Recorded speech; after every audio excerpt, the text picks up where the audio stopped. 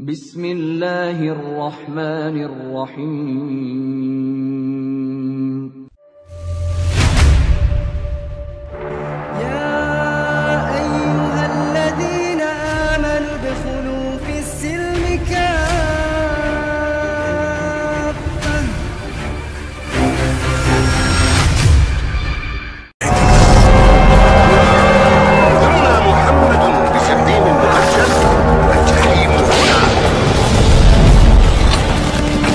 فمن كان على أمر من أمور المسلمين فليتق الله فيهم. فلا يتكلم أحد بموت رسول الله إلا ضربته. جئتك أؤمن بالله وبرسوله وبما شئت به. فقد أعذرت إليكم وأعذرتموني.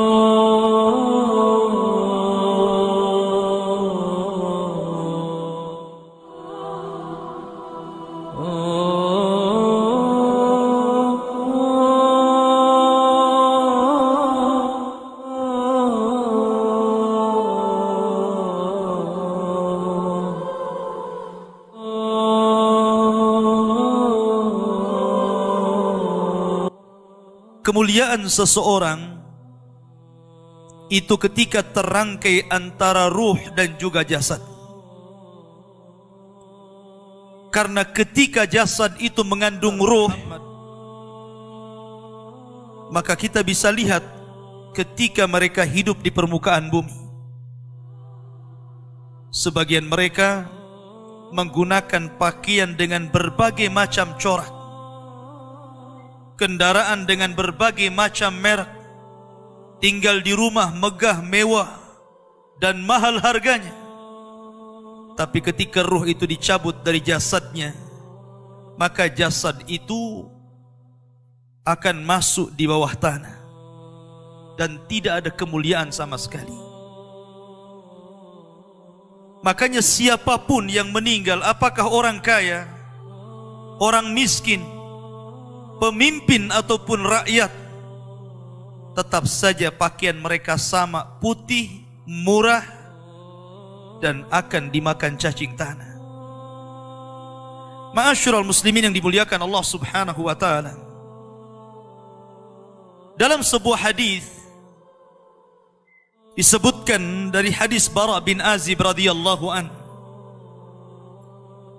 ketika Nabi sallallahu alaihi wasallam menunggu di mana sebagian para sahabat sedang menggali kuburan dan sedang dibuatkan lahat. Disitulah Nabi Shallallahu Alaihi Wasallam memberikan ceramah kepada para sahabat sambil menunggu kuburan itu digali. Kemudian Nabi Shallallahu Alaihi Wasallam bercerita tentang bagaimana ruhnya seorang mukmin dan ruhnya seorang kafir apabila dicabut Allah Subhanahu Wa Taala lewat malakul maut. Kata Nabi sallallahu alaihi wasallam, apabila ruh itu dicabut, tabi'ahul basar, maka pandangan akan mengikutinya. Makanya setiap orang yang mati pasti melotot. Disitulah disunnahkan untuk diusap dan ditutup supaya tidak menakutkan orang lain. Dan ruh dicabut itu dari mulut seseorang. Kata Nabi sallallahu alaihi wasallam, apabila ruh itu seorang mukmin, maka ruh itu akan dicabut dimulai daripada ujung-ujung jari tangan dan kaki. Kemudian pelan-pelan naik sampai ke tenggorokan.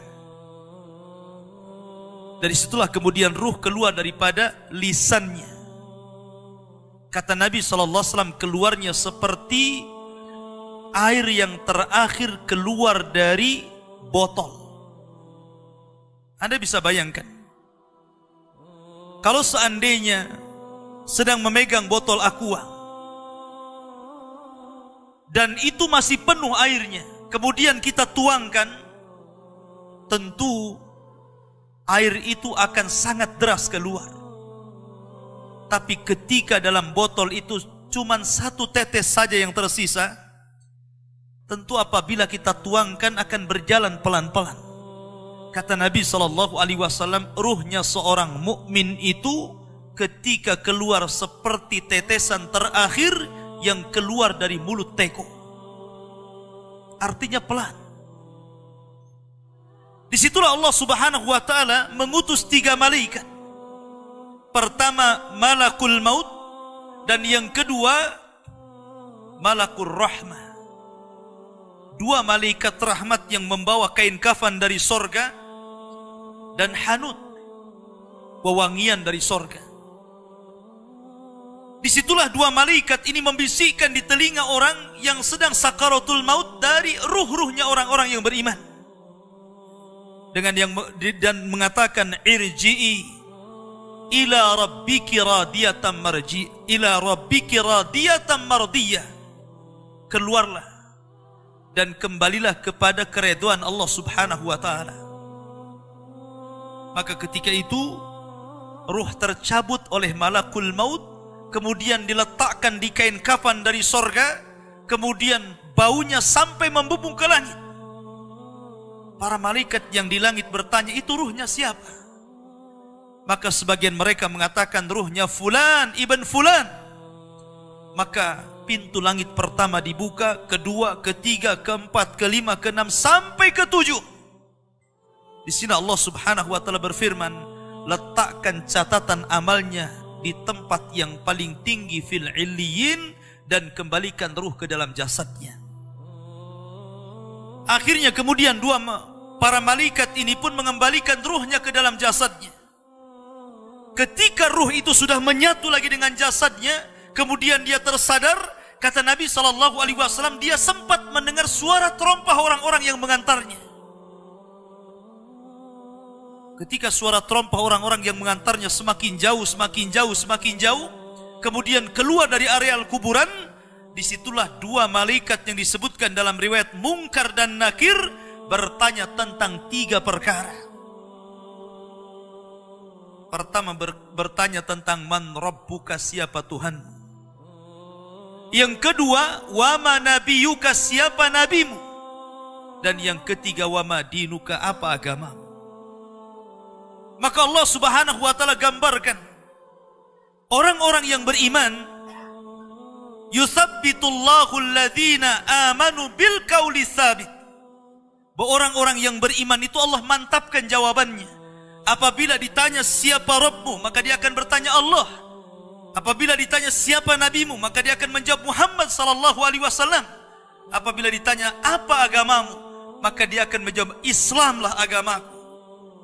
Ketika dia sanggup menjawab, tiba-tiba penyuruh dari langit mengatakan, sadaqa abdi, hambaku telah benar. Kemudian Allah Subhanahu wa ta'ala berfirman, bentangkan kuburan itu seluas-luasnya. Kemudian hembuskan angin dari sorga. Maka tiba-tiba kuburan itu meluas. Kemudian angin dari sorga masuk ke dalam kuburan.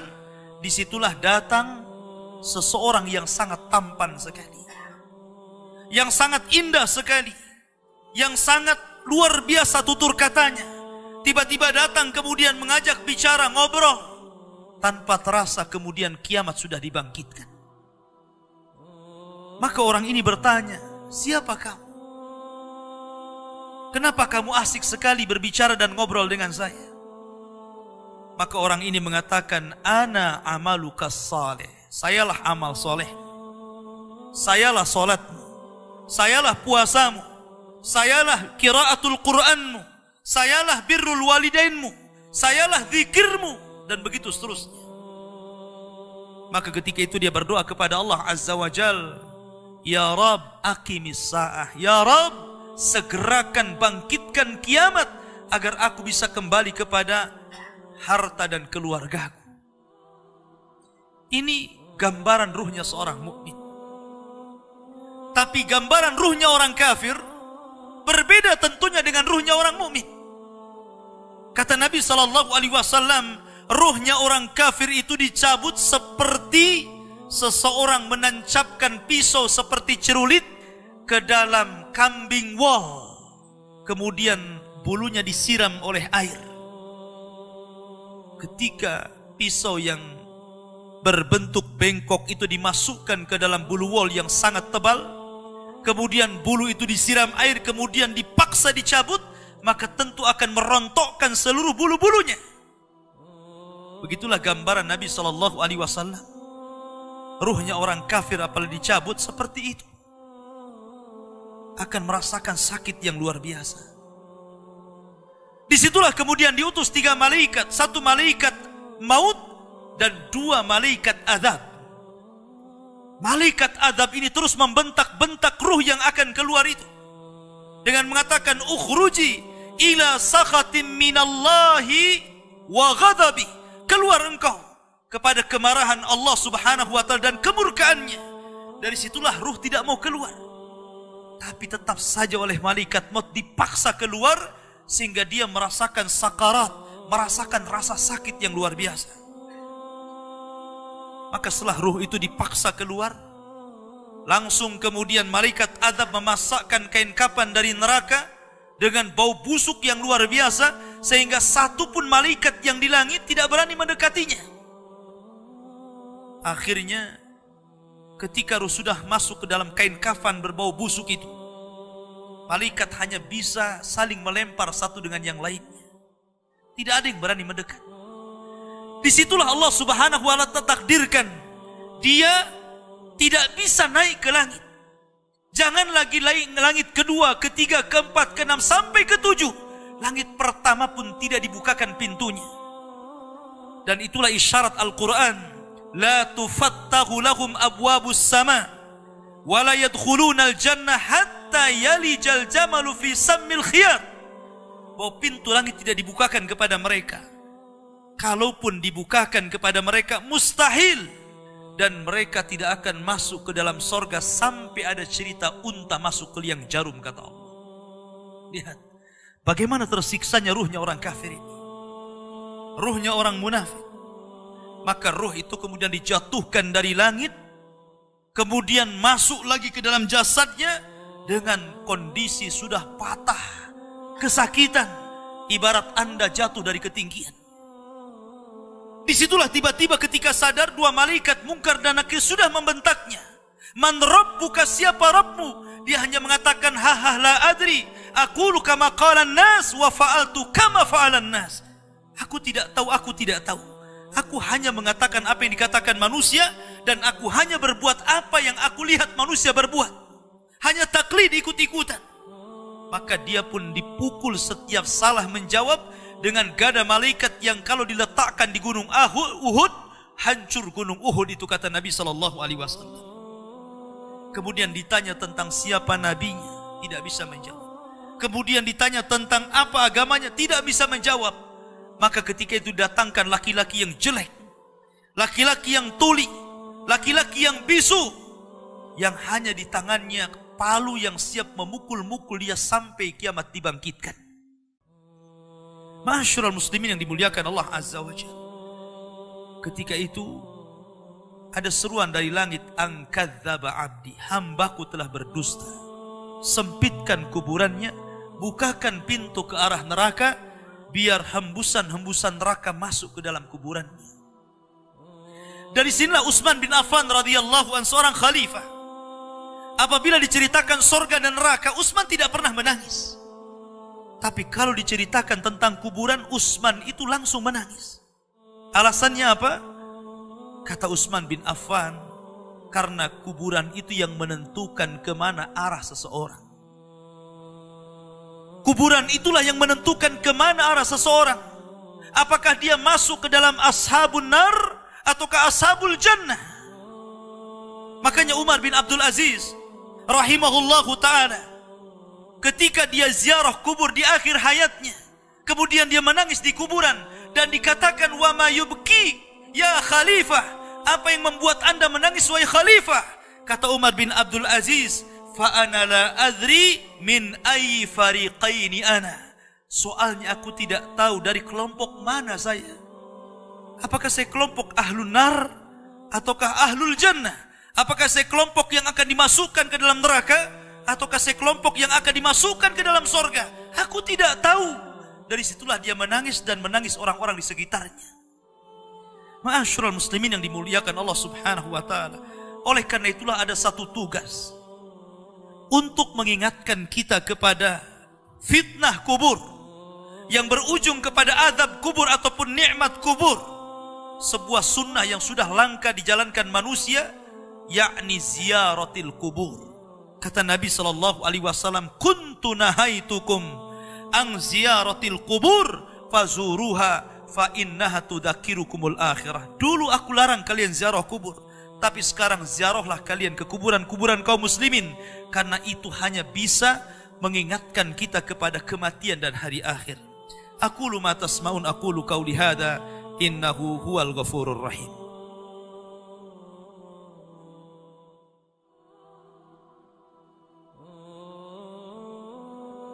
Bihamdillahi wassalatu wassalamu ala rasulillah wa ala alihi wa sahbihi wa mawalah wa la hawla wa la quwata illa billahi wa ba'du.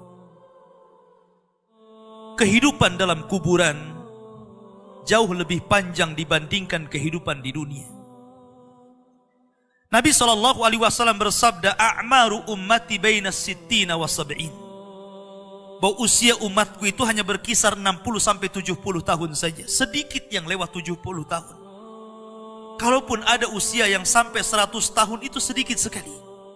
Tapi kebanyakan di bawah 70 tahun, umumnya umat Rasul itu sudah meninggal dunia. Tetapi ketika orang masuk ke dalam kuburan, usia dia di kuburan sampai kiamat ditegakkan itu panjang sekali. Anda bisa bayangkan, orang yang meninggal sejak zaman Nabi Adam sampai hari ini kiamat tidak dibangkit-bangkitkan. Orang yang meninggal di zaman Rasul sudah 1440 Hijriah, itu dari hitungan hijrah Nabi SAW, sampai hari ini pun belum dikiamat-kiamatkan. Menunjukkan bahwa kehidupan kuburan jauh lebih panjang dibandingkan kehidupan dunia. Dari sinilah maka wajar seorang mukmin harus takut dengan kehidupan kuburan. Ma'asyiral muslimin yang dimuliakan Allah Azza wa Jalla. Tetapi para ulama mengatakan, apakah orang yang mendapatkan azab kubur itu munqati atau mustamir, terus menerus ataukah terputus? Kata para ulama, azab kubur itu hanya terputus dengan tiupan sangkakala Israfil. Maka ketika alamat-alamat kiamat besar, munculnya Dajjal. Kemudian Dajjal dibunuh oleh Isa bin Maryam. Kemudian setelah itu muncul Ya'juj dan Ma'juj. Ya'juj dan Ma'juj tidak bisa diperangi dan dibunuh, kecuali diadab oleh Allah Subhanahu wa ta'ala dengan dikirimkan ulat-ulat, itulah yang membunuh mereka. Kemudian Nabi Isa bersabda, berdoa kepada Allah agar bumi dibersihkan dari mereka. Karena jumlah mereka banyak, 1:990 dari mereka dan 1 dari kita. Sehingga setiap dijengkal bangkai mereka, ada bangkai di sampingnya dan begitu seterusnya. Seolah-olah bumi itu hanya penuh dengan bangkai Ya'juj dan Ma'juj. Sehingga Allah kirim burung-burung sebesar unta, kemudian dilempar tah kemana. Baru setelah itu Isa hidup beberapa tahun, disitulah kehidupan yang paling indah. Karena bumi dimunculkan barakahnya. Sampai-sampai orang yang menanam sesuatu di tanah kering pun tumbuh dan subur. Baru setelah Isa bin Maryam meninggal dunia, kemudian manusia mulai menjauh dari agamanya. Setelah mereka jauh dari agamanya, diangkatlah Al-Quran. Sehingga tidak ada satupun tulisan di dunia, sehingga orang yang hendak membacanya kosong Al-Qurannya. Orang hendak mengeluarkan dari hafalannya, lupa hafalannya. Ketika itu manusia mulai terpecah menjadi dua, antara mukmin dan kafir. Di saat itulah, ketika mereka tertidur di malam hari, kemudian bangun di pagi hari, matahari tidak muncul. Ditunggu sampai duhur, matahari tidak muncul. Ditunggu sampai asar, matahari tidak muncul. Harusnya matahari terbenam, tiba-tiba matahari justru terbit dari arah barat. Kejadian matahari terbit dari arah barat itu cuma 1 kali saja. 1 hari. Baru 2 hari setelahnya muncul binatang dari perut bumi dan bicara. Kerjanya hanya menstempel orang mukmin dan kafir. Maka ketika itu Allah Subhanahu wa taala mengirim angin yang sangat dingin, membunuh orang-orang yang beriman dan membiarkan orang-orang fasik dan munafik. Membiarkan orang-orang munafik dan orang-orang kafir, sehingga orang tidak malu maksiat di tengah jalan. Disitulah Allah Subhanahu wa taala kirimkan api berasal dari Aden Yaman. Api ini tidak membakar manusia, tetapi menggiring sampai ke negeri Syam. Disinilah Nabi SAW bersabda, La taqumus sa'ah illa ala syiraril khalqi. Tidak mungkin tegak hari kiamat kecuali tegak di atas manusia yang paling buruk. Ketika itulah Nabi SAW menceritakan bahwa Allah Subhanahu wa taala memerintahkan kepada Israfil untuk meniup sangkakala yang pertama. Disinilah adab kubur terputus. Karena ketika itu seluruh orang mati. Baik orang yang ada di atas bumi atau yang ada di bawah bumi. Baik kalangan jin, baik malaikat. Kecuali makhluk-makhluk yang Allah kehendaki saja. Semua hancur. Dan Abu Hurairah radhiyallahu anhu menceritakan kehancuran bumi setelah tiupan sangkakala itu adalah 40. Bisa 40 hari, bisa 40 bulan, bisa 40 tahun. Yang jelas Allah hancurkan bumi ini. Allah luapkan lautan ke daratan. Allah jatuhkan bintang. Allah hancurkan gunung sehingga seperti kapas yang dihempas angin. Itulah yang disebut dengan kehancuran alam atau hari kiamat. Baru setelah kemudian bumi tidak bulat lagi, tapi bumi terhampar. Allah ganti bumi yang kita pijak dengan bumi yang baru. Itulah yang disebut dengan padang mahsyar. Maka disitulah Allah Subhanahu wa taala memerintahkan Israfil untuk meniup sangkakala kebangkitan. Yang kedua kalinya Israfil pun kemudian meniup sangkakala. Maka dari situlah manusia keluar dari perut bumi. Wa akhrajatil ardu athqalaha. Allah keluarkan beban-beban beratnya. Disitulah orang-orang yang beriman, ketika mereka muncul dari kuburan, maka mereka akan berkumpul dengan keluarganya. Allah mengatakan, alladzina amanu wattaba'athum dzurriyyatuhum biimanin alhaqna bihim dzurriyyatuhum. Orang-orang yang beriman, kemudian keimanan diikuti oleh keluarganya, oleh istrinya, oleh suaminya, oleh bapaknya, oleh anak-anaknya, oleh cucu-cucunya. Maka ketika mereka dibangkitkan dari kuburan, mereka langsung berkumpul menjadi satu keluarga. Dan itu sebuah ketenangan. Tapi orang-orang di luar daripada beriman, mereka keluar dari perut bumi seperti 2 binatang. Pertama Allah contohkan dengan laron yang berterbangan. Anda bisa melihat laron apabila berjalan atau berterbang di atas lampu atau di sekitar lampu. Lihat bagaimana cara terbangnya. Mereka akan saling tubruk dengan kawan-kawannya. Karena pada hari itu anak lari dari orang tuanya, suami lari dari istrinya, orang tua lari dari anaknya. Terkadang mereka bertubruk satu dengan yang lainnya. Yang kedua seperti belalang kal jaradil muntashir. Pertama seperti laron dulu, lari sana lari sini, yang dari barat ke timur, yang dari timur ke barat, yang dari selatan ke utara, yang dari utara ke selatan. Mereka kacau sehingga mereka mengatakan, ya wailana man ba'atsana mim marqadina. Celaka, siapa yang membangunkan aku dari tidurku? Tapi orang-orang yang beriman hanya mengatakan, hadza ma wa'adar rahman wa sadaqal mursalin. Inilah janji Allah kepada kalian dan benarlah ucapan para rasul. Baru setelah itu dari padang mahsyar berteriak seorang yang Allah suruh untuk berteriak. Mulailah kemudian mereka teratur.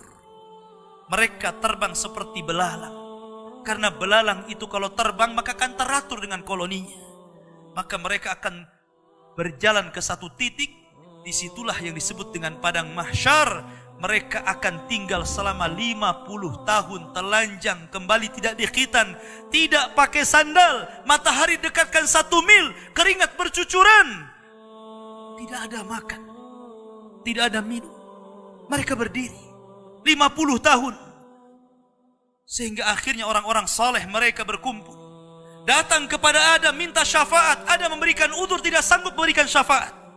Kata Adam, datanglah kalian kepada Nuh, karena dia Rasul pertama dalam Islam, Rasul pertama setelah aku.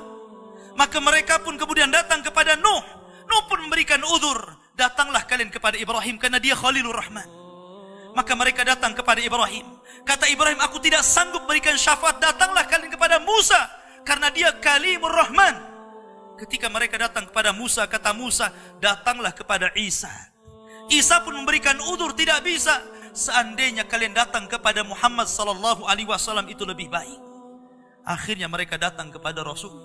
Rasul hanya mengatakan, analah, akan kucoba. Maka Nabi sallallahu alaihi wasallam menghadap Allah, kemudian sujud di bawah arasy, sampai akhirnya Allah datang dan mengatakan, irfa ra'saka ya Muhammad, sal tu'ta, wasma yusma, wakul yusma, washfa tushaffa. Wahai Muhammad, angkat kepalamu, bicaralah kau didengar. Bicaralah kau didengar, mintalah kau diberi, mintalah syafaat, aku akan kau berikan syafaat. Maka dari situlah Nabi sallallahu alaihi wasallam meminta 7 syafaat. Salah satunya, ya Allah, selamatkan orang-orang yang mengucapkan kalimat la ilaha illallah. Selamatkan orang yang mengucapkan kalimat la ilaha illallah. Walaupun mereka sudah gosong, sudah menjadi abu di neraka, tapi mereka tetap bisa keluar dari neraka dengan kalimat itu. Ma'asyiral muslimin yang dimuliakan Allah, baru manusia kemudian berkelompok-kelompok ketika itu. Inilah yang disebut dengan al-iman bil yaumil akhir. Keimanan kita dengan hari akhir. Maka kita berdoa kepada Allah subhanahu wa ta'ala. Mudah-mudahan Allah subhanahu wa ta'ala menyelamatkan kita dari fitnah kubur. Oleh karena itulah maka ada amalan-amalan disebutkan para ulama. Salah satunya berdoa dalam solat. Ketika tasyahud akhir, sebelum salam, kita disuruh untuk berdoa dan berlindung dari 4 perkara. Salah satunya dari fitnah kubur. Karena fitnah kubur inilah yang menentukan apakah Anda masuk adab kubur ataukah masuk nikmat kubur. Fitnah itu artinya pertanyaan 2 malaikat. Dan pertanyaan itu jawabannya bukan karena hafalan. Anda di dunia ditanya siapa Tuhan Anda, pasti Anda mengatakan Allah. Siapa Nabi Anda, pasti akan mengatakan Muhammad Nabi saya. Apa agama Anda, pasti menjawab Islam. Tapi jawaban di kuburan bukan hafalan, tapi jawaban itu adalah amalan yang membimbing kita. Yang mampu menjawab itu amalannya. Solat kita yang mampu menjawab, puasa kita, baca Quran kita, zakat kita, birrul walidain kita, itulah yang akan menjawab. Karena hanya orang-orang yang beriman yang mantap jawabannya. Tapi orang munafik sekalipun sangat hafal di dunia, belum tentu dia sanggup mengucapkannya, sama seperti mengucapkan kalimat la ilaha illallah detik-detik sakaratul maut. Kita lihat, mengucapkan kalimat la ilaha illallah itu mudah. Tapi bagi orang-orang yang sedang sakaratul maut, kalimat itu susah diucapkan. Walaupun hanya itu saja kalimat yang sanggup diucapkan oleh orang yang sedang sakaratul maut, tetapi belum tentu orang bisa mengucapkannya. Karena bukan hafalan. Yang mengucapkan kalimat itu bukan hafalan, tetapi amalan dialah. Makanya para ulama mengatakan salah satu alamat husnul khatimah ketika dia bisa mengucapkan kalimat itu, karena Nabi SAW mencontohkannya. Ketika detik-detik sakaratul maut, Nabi SAW mengatakan la ilaha illallah wa innal mauta la sakarat. La ilaha illallah, sesungguhnya kematian itu sangat menyakitkan. Kalau Nabi SAW saja sakit ketika meninggal, tentu di luar Nabi SAW lebih sakit lagi. Tapi ingat, sakitnya seorang yang beriman ketika ruh dicabut itu awal merontokkan dosa-dosanya. Tetapi sakitnya orang-orang kafir ketika dicabut itu awal dari azab dia sebelum masuk kuburan dan sebelum masuk ke dalam neraka.